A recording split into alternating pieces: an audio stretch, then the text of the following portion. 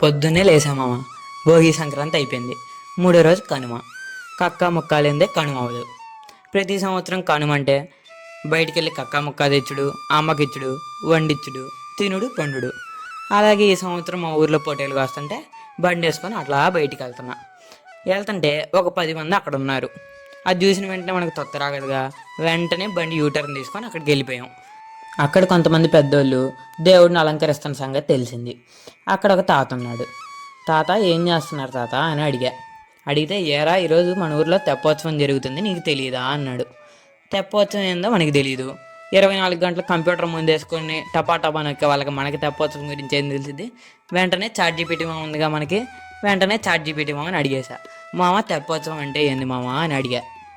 అది ఇంగ్లీష్లో ఏదో 4 ముక్కలు వాగింది. సరే, మొత్తానికి ఏదో వాగింది. నాకు దాని గురించి తెలిసింది ఏంటంటే, ఊర్లో ఉన్న చెరువులో దేవుళ్ళందరినీ ఊరందరి సమక్షంలో తెప్ప మీద ఊరేగిస్తారు.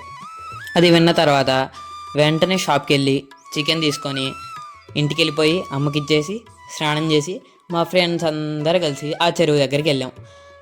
నాకు తెలిసిన దగ్గర నుంచి ఆ చెరువుని అంత నిండుగా చూడటం ఇదే ఫస్ట్ టైం.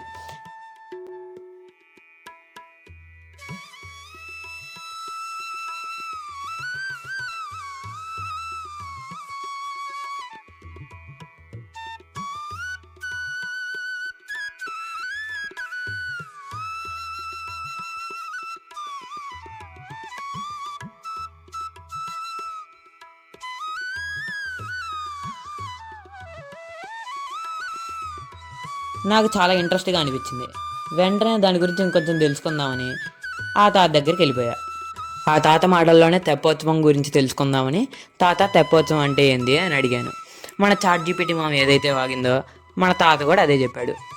కానీ ఆ తాత చెప్పిన దాని ప్రకారం ఎప్పుడో 25 సంవత్సరాల క్రితం చెరువు నిండటంతో జరిగిన తెప్పోత్సవం మళ్ళీ ఇప్పుడు జరుగుతుందంట. నేను ఆ తాతని, తాత, ఈ తెప్పోత్సవం మన ఊర్లో ఎన్ని సంవత్సరాల క్రితం నుంచి జరుగుతుంది అని అడిగా.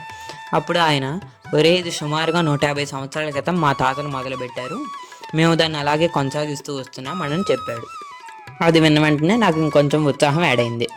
ఆ దేవుడిని అలంకరించేంత వరకు నేను అక్కడే ఉండి మా ఊర్లో ఉన్న సీతారాముల్ని, శివపార్వతుల్ని, చెన్నకేశవ స్వామిని, సాయిబాబాని మేమందరం కలిసి ఆ తెప్ప ఎక్కించాం.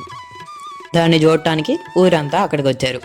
ఆ జనాన్ని, ఆ చెరువుని, ఆ పడవల్ని చూసిన వెంటనే మనం ఇంకా ఆగుతామా? వెంటనే ఆ పడవ ఎక్కేసాం. అలా 2 రౌండ్లు వేసాం.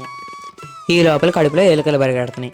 వెంటనే మా ఫ్రెండ్స్ అంతా కలిసి ఇంటికి వెళ్ళిపోయి మా అమ్మ చేతి వంట తిని, అలా ఈ సంక్రాంతికి మన మెగాస్టార్ గారి సినిమా వచ్చింది కాబట్టి సినిమా చూసి ప్రతి కనుమలా కాకుండా ఈ కనుమ కొంచెం స్పెషల్గా మా ఊరి గురించి తెలుసుకొని ఊర్లో ఉన్న జనంతో సెలబ్రేట్ చేసుకొని ముగిచ్చేసా.